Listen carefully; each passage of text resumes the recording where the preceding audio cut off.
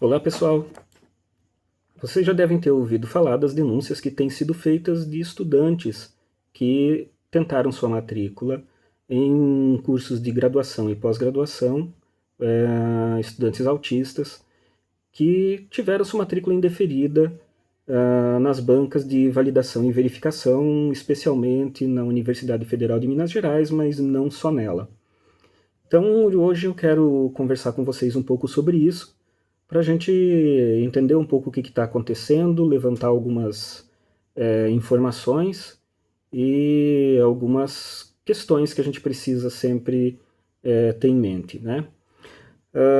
Bom, o que acontece é que toda vez que uma pessoa que tem o laudo, né, do autismo se inscreve dentro dessa vaga de pessoa com deficiência, ela precisa passar por uma banca de verificação e validação, mais ou menos como as bancas de heteroidentificação quando a pessoa se declara negra ou parda, né? Preta ou parda.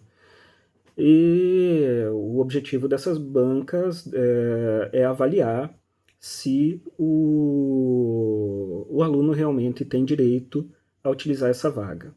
Eu sou professor aqui do campus Rio Paranaíba, da Universidade Federal de Viçosa, e para explicar para vocês como que funciona aqui, basicamente o aluno precisa apenas entregar no ato da matrícula a documentação, toda a documentação que ele tem, laudo médico, documentos de psicólogo, toda a documentação que ele tiver, ele entrega dentro de um formulário específico que o médico dele vai preencher. E isso já garante para ele a vaga como pessoa com deficiência. Entretanto, existe um movimento já que não é só do Brasil, é mundial, de tratar as deficiências não apenas pelo aspecto médico, né? Não apenas com o laudo médico e o CID, né? O CID, aquele númerozinho, aquele código que define qual é a sua deficiência, qual é o seu transtorno, né? Mas que também seja avaliado do ponto de vista biopsicossocial, ou seja, analisar como que essa condição é afetada pelos fatores ambientais, né, e pelos fatores psicológicos e tudo mais, né? Bom, recentemente, né, no final do ano passado, no ano passado em si, o NAI, que é o Núcleo de Acessibilidade e Inclusão da UFMG, estava comemorando 10 anos de criação, né? E no final do ano eles publicaram uma matéria no site da UFMG, na comunicação, que nesses 10 anos eles atenderam 250 alunos, né, com deficiência, entre alunos de ensino médio, que a UFMG tem, graduação e pós-graduação. Para ter uma ideia assim desse número, a gente pode achar bastante, mas só aqui a Comissão de Acessibilidade e Inclusão do nosso campus em Rio Paranaíba, só esse ano está atendendo 50 alunos. E nós temos 0,5% do número de alunos que a UFMG tem, né? Então, né, não sei se é para comemorar essa quantidade de alunos atendidos aí pela UFMG, só para começar, né, essa discussão. E, enfim, a ideia por trás da avaliação biopsicossocial, ela tem um certo fundamento, né? Ela é muito utilizada no mundo inteiro, principalmente para saber quem realmente precisa de apoios governamentais, né? Então, em diversos países você tem uma avaliação que ela não depende só da avaliação médica, não depende só do laudo médico, ela precisa também de uma avaliação de outros profissionais e dependendo das condições, a pessoa precisa ou não utilizar certos benefícios governamentais. Isso existe no Brasil, por exemplo, o BPC, né? Embora a lei Berenice-Piana garanta que o autista ele, se equipara a deficiência para todos os efeitos legais, ou tem vários benefícios que eles são exclusivos para determinadas pessoas, né? Então já é feito uma avaliação biopsicossocial. Se você preenche esses requisitos, você entra, né? Você entra no benefício, né? Uma coisa que a gente precisa lembrar é que nós estamos lidando nesse momento basicamente com pessoas adultas que tiveram diagnóstico tardio. Tá? E o diagnóstico tardio para transtorno do espectro autista é muito complicado, não é tão simples, né? Quando se tem lá na criança, nível 1 já é mais complicado, mas mesmo assim ele é um pouco mais fácil porque você tem ali toda a fase do desenvolvimento da criança sendo observada. O adulto, por outro lado, ele já passou por muito tempo de vida. Então, tudo aquilo que a gente observa em criança e aí depois coloca ela em tratamentos adequados, em suporte adequado, para que ela possa superar várias das suas limitações, o adulto passou por tudo isso na marra, né? Nós chegamos na idade adulta sendo diagnosticados, eu fui diagnosticado com 45 anos, tendo passado por tudo isso, aprendendo na marra, né? A gente aprende que nem todo mundo fala literalmente o que está querendo dizer. Às vezes ela fala uma coisa querendo dizer outra. A gente vai aprendendo essas coisas, vai aprendendo com o tempo a desconfiar do que está sendo falado, vai aprendendo com o tempo a se segurar e não explodir, não ter um meltdown no meio da rua, né? Porque isso não é legal, as pessoas, isso não pega bem, né? Você ter uma desregulação no ambiente como uma sala de aula, quando você já é adulto, não é bem visto, né? Quando é criança, você vai ajustando. Então o adulto vai perdendo, não é que ele vai perdendo, ele vai criando camadas, né, que vão diminuindo a aparência de uma pessoa com deficiência, de uma pessoa com transtorno do espectro autista. Por isso que, grande parte das vezes, você que teve o seu diagnóstico tardio sabe que alguém já falou para você: nossa, mas você nem parece autista. Por quê? Porque você está escondendo isso há muito tempo, você aprendeu a esconder isso. Só que isso está lá dentro, você sabe que está lá dentro, tá? Na hora que você tem uma confiança, um ambiente confiável, que é o seu suporte, um ambiente de confiança, com pessoas de confiança, você pode desabar, você pode tirar sua máscara, você muitas vezes entra em meltdown, tá? A gente sabe que é isso que funciona, é assim que as coisas funcionam. Então o diagnóstico do TEA tardio, ele é complicado por causa disso, porque as pessoas acabam passando ao longo do tempo na marra, fazendo algo que seria um tratamento que é dado lá por crianças desde o começo, né? Quando você detecta o autismo já nos primeiros meses de vida, primeiros anos de vida, você já coloca a criança em terapia ocupacional, coloca a criança em psicoterapia, coloca a criança em musicoterapia, enfim, em vários suportes que vão treinar a criança e vão ajudar a criança a entender o seu próprio sentimento, né? Que é uma coisa que nós que não tivemos nada disso, a gente vai aprendendo na marra, levando cacetada, né? Sendo chamado de arrogante, sendo chamado de prepotente, se descontrolando quando deveria, quando não deve, né? E fechando muitas portas, perdendo emprego. É o que mais tem informação sobre isso na literatura.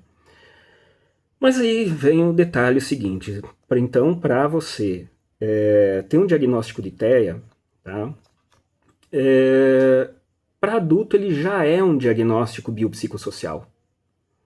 Isso não tem sido muito esclarecido nem legalmente, né? Porque existe aí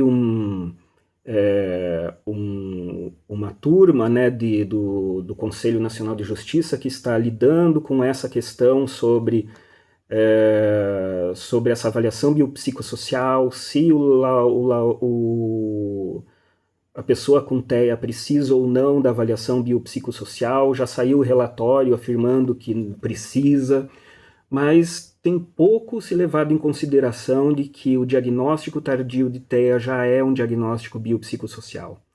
Já é um diagnóstico que passou por um estudo neuropsicológico de semanas, tá? Várias sessões com um neuropsicólogo, que é um psicólogo especializado em aplicar as ferramentas necessárias para fazer o diagnóstico. Porque o diagnóstico de TEA não é só um conjunto de informações que você vai marcando X, como muita gente pensa, né? Existem sim essas ferramentas são extremamente úteis, e eu quero falar sobre uma delas em específico no final com vocês, que é um trabalho que a gente tem desenvolvido. Mas elas não são exclusivas, justamente porque o diagnóstico de TEA não é só marcar X num papelzinho. Ele envolve toda a questão clínica, e depois de vários e vários testes e entrevistas e conversa e análise que o psicólogo faz, isso é encaminhado para um psiquiatra que reavalia e avalia o paciente mais uma vez, para que daí sim o diagnóstico seja feito. Então, ao contrário do que se prega, que a TEA as doenças, os transtornos que precisam ser mais do que o preenchimento do CID, o TEA já é mais do que o preenchimento de um CID. O TEA já é mais do que o preenchimento de um formulário. Tá? Então, esse é o início de tudo. Então, se uma avaliação biopsicossocial ela é necessária para autista, nível 1 de suporte, inclusive adulto, isso já foi feito. Tá? Isso já foi feito. Aí vem um problema, uma coisa esquisita do edital da UFMG é que eles não admitem utilizar sequer avaliações biopsicossociais já realizadas anteriormente, e isso vai contra a LBI, né? Isso vai contra a fundamentação do grupo de trabalho que está criando uma ferramenta única de avaliação biopsicossocial, em que você pode fazer essa avaliação biopsicossocial uma vez só para ela valer para tudo. Tá? Então aí o FMG já começa a errar, né? Já começa a cometer erro nesse ponto. Ela deveria aceitar avaliações biopsicossociais já realizadas, né? Não só por outras instituições, mas ela não permite que você utilize nem avaliações da própria instituição, da própria UFMG. Se você fez essa avaliação para graduação, vai para pós-graduação, não vale, você tem que fazer de novo, como se o TEA fosse curável, né? Né? Ah, mas você pode ter desenvolvido uma desenvoltura melhor de comunicação. Ok, mas para desenvolver isso, você tem ferramentas para isso que você utiliza, tá? Para desenvolver essa comunicação um pouquinho melhor, né? E aí a gente entra no como é que a UFMG faz para fazer essa avaliação biopsicossocial. Até 2023 eles faziam uma entrevista, e de lá para cá eles têm utilizado o IFBR, que é o Índice de Funcionalidade Brasileiro, que é baseado em ferramentas internacionais. Esse IFBR foi publicado em 2013 e ele é composto por 41 atividades, tá? Que o avaliado, né, vai ser arguido para dizer se ele consegue ou não consegue fazer. E em cada uma dessas atividades ele pode obter 4 pontuações.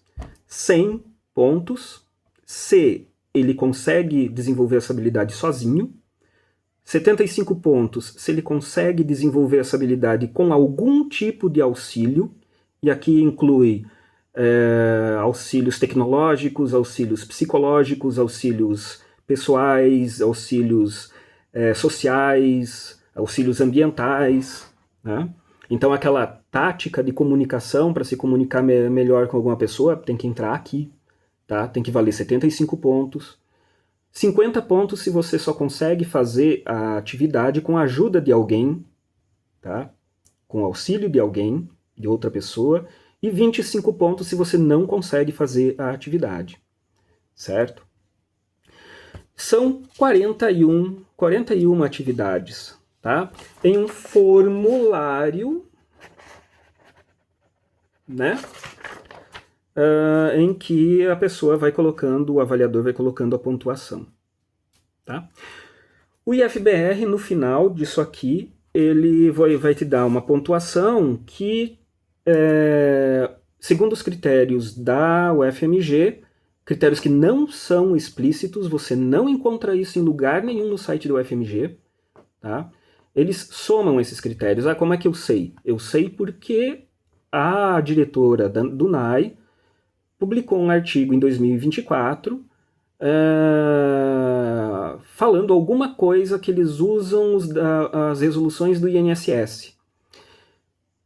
A citação naquele artigo, eu vou deixar o link do artigo aqui na descrição, mas a citação que ela faz para esse artigo, na verdade, não tem nada a ver com o modo do uso do IFBR. Eu tive que ir mais a fundo para descobrir como é que é o uso do IFBR para o INSS, que aí então eu descobri que é a soma entre os dois avaliadores, tá? Aí o que acontece? Todos os itens, né, as atividades em que você estima que a pessoa é capaz de desenvolver, você dá 100 pontos, ok? Certo?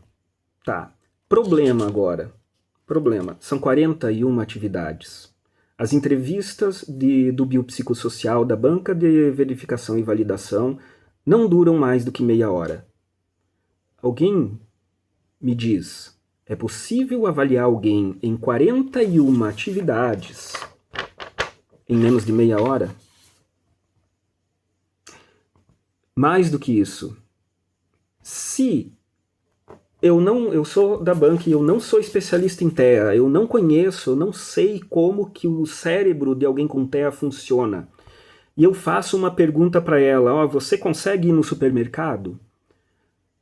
Um TEA um pouquinho mais nível 1, ele pode falar, sim, consigo. Aí o avaliador vai lá e coloca 100 pontos. Mas me diga uma coisa, não foi aprofundada a questão. Quanto custa psicologicamente para essa pessoa ir ao supermercado? Essa pessoa que vai ao supermercado, ela está indo sempre pela mesma rota? Essa pessoa que vai ao supermercado, ela conversa com alguém lá no supermercado? Como que ela se sente indo ao supermercado? Se, para fazer uma avaliação adequada, isso tem que ser levado em consideração. Mas se você simplesmente pergunta para a pessoa, você vai ao supermercado, um TEA não vai dar uma resposta ampla, completa, com tudo que você precisa saber. O TEA vai responder sim ou não. Tá? Porque isso é da condição. Certo? Ah, mas tem muitos TEA que têm comunicação, se comunicam muito bem. Tem, claro que tem. Mas não é a maioria. A maioria vai responder sim ou não. Se você pegar ou conversar com alguém que tem TEA, se você já conversou com alguém que tem TEA, você vai ver que essa pessoa vai te responder, ela, primeiro, dificilmente ela vai puxar assunto com você. Pior ainda, assunto não relacionado com o trabalho dele, com a função que ele está exercendo, com algo específico da relação que vocês têm. E segundo, se você fizer a pergunta, ele vai responder sim ou não, a não ser que seja algo do hiperfoco. Tá? Se você está ali, certo? Você pensa, vamos pensar um adolescente de 17, 18 anos, em frente a uma banca, com duas pessoas desconhecidas, Elas estão fazendo perguntas para você. Quem é que vai me garantir que o candidato, o adolescente, vai responder com tudo que o avaliador precisa saber para marcar a pontuação aqui? Tá? E em segundo lugar, você acha que dá para fazer avaliar 41 atividades? Não, ele vai avaliar 10 ou 10 a 15 no máximo. E aí me diz, quais 10 a 15? E aí vai marcar 100 pontos em todas as outras? Sabendo que transtorno do espectro autista é multifacetado e as pessoas podem ter mais ou menos domínio de uma ou outra área, não dá, né? Mas aí naquela nota que a gente vê lá da UFMG tem um outro complicador que eu achei bem grave. A diretora adjunta, ela afirma que a UFMG aplica o IFBR-M, que é o Índice de Funcionalidade Brasileiro Modificado, que é um novo índice criado há poucos anos, menos de 5 anos, que já foi validado pela UNB, e que tem uma lógica um pouco diferente. Tá? Não é mais uma somatória da avaliação 1 com a avaliação 2, certo? É uma média entre domínios e a média dos domínios entre os dois avaliadores. E após isso é aplicado a lógica FUSI, que é uma forma de avaliar quais são exatamente os pontos mais críticos da avaliação. Tá? E que em muitos casos reduz a nota da pessoa que está sendo avaliada. Eu sou suspeito para falar porque meu filho foi barrado, tá? Eu observei a avaliação dos dois avaliadores. Se fosse FBR-M, ele teria sido aprovado. Por quê? Porque daí em cada um dos aspectos iria se utilizar a média dos avaliadores e a nota dele fecharia dentro do espectro. Um avaliador colocou como moderada e o outro como leve, tá? Mas eles não estão usando o IFBR-M, eles estão usando o IFBR e estão somando sem usar a lógica FUSI, que também está lá em um decreto, em uma portaria multiministerial, que é utilizada para o INSS, e eles não estão utilizando. Ou seja, eles estão utilizando a ferramenta de um modo errado. Então, os avaliadores, em geral, não se sabe como eles escolhem as questões que eles vão perguntar. Eles não aprofundam as questões para avaliar um autista e eles não aplicam a ferramenta como ela deveria ser. E aí depois vem a diretora do NAI falar que eles estão utilizando a ferramenta atual, mas não estão. Tá? Então, querem utilizar a ferramenta biopsicossocial? Acho que isso é muito bom. O mundo, vários países usam, tá? Vários países usam ferramentas biopsicossociais sem problema nenhum. Mas então vamos aplicar direito. Se você fala que está aplicando o IFBR-M, aplique o IFBR-M. E isso tem que estar lá no edital do SISU. Qual a ferramenta vai ser aplicada? Tá? E agora fica aqui uma sugestão para o Ministério da Educação. Não dá para deixar para aplicar essa ferramenta biopsicossocial depois da matrícula, porque depois da matrícula não tem mais como um aluno voltar e fazer a matrícula na outra, fora da cota. Ele perdeu o ano por conta de uma avaliação mal feita. Ele perde um ano. Tá? Então, essa avaliação biopsicossocial ela deve ser feita antes dos resultados do SISU. Aí você já tem a avaliação biopsicossocial e você adiciona a sua avaliação biopsicossocial na matrícula. Tá? Mas uma avaliação biopsicossocial bem feita, com todos os critérios e não de uma forma preguiçosa de meia hora. Ok? Meia hora é pior certo? Fazer essa avaliação biopsicossocial de meia hora é muito pior do que utilizar uma ferramenta de marcar X só para dar o diagnóstico para um autista. Tá? É muito pior. E não existe. Nenhum autista já foi, até hoje, diagnosticado exclusivamente com um formulário. Agora, vocês acham que para o CID não pode valer só o formulário? Tem que ter neuropsicólogo e tudo mais. Agora, para o biopsicossocial pode valer só um formulário? Mal aplicado? Não dá, né? Isso fica para vocês pensarem, e aí eu comentei com vocês que eu ia falar sobre uma ferramenta. O nosso grupo, que é o Centro de Estudos de Neurodivergências, aqui no campus Rio Paranaíba, da Universidade Federal de Viçosa, está com um projeto de pesquisa de triagem de adultos com transtorno do espectro autista. Obviamente, não estamos fazendo diagnóstico, não é nosso papel fazer diagnóstico.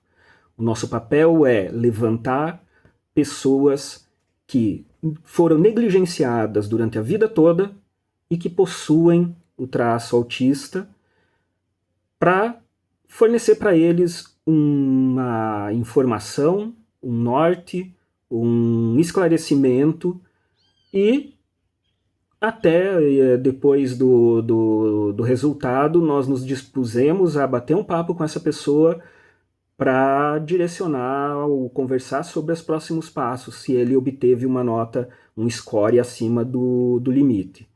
Tá? A ferramenta que nós utilizamos é o AQ50, da equipe do professor Baron Cohen, da Universidade de Cambridge. É uma ferramenta que não é qualquer ferramenta, embora ela não seja validada no Brasil, porque ela é gratuita, e aí não há muito interesse em validar uma ferramenta gratuita, né? Ela é utilizada lá fora, e especialmente para fins de pesquisa, que é o nosso. Nosso objetivo é fazer uma triagem, fazer o levantamento. Eu vou deixar também o link na descrição. Qualquer pessoa com mais de 16 anos pode responder, mesmo se nunca teve nenhuma desconfiança de TEA, se já tem alguma desconfiança de TEA, se tem laudo. A gente precisa muito que pessoas que têm laudo também façam, tá? Que o ideal a ideia é a gente fazer aí um levantamento, ter uma noção aí de pessoas com esse transtorno, para que isso possa ajudar políticas públicas, principalmente na universidade. O nosso foco inicial era aqui dentro da universidade. Como eu falei, a gente atende mais de 50 alunos, entre TEA, deficiência intelectual e várias outras particularidades, tá? E eu peço aí o seu apoio para divulgar esse vídeo, divulgar o link, divulgar nossa pesquisa, para que a gente possa ter um número amostral considerável e atingir o maior número de pessoas possível. Então fica aí para vocês, desculpa o vídeo tão longo, mas fica aí para vocês essa necessidade de pensar, né? Essa pulguinha para pensar sobre o que está acontecendo, tá? As ferramentas biopsicossociais são importantes? São, mas a gente precisa lutar para que elas sejam bem aplicadas, ok? Muito obrigado e até a próxima.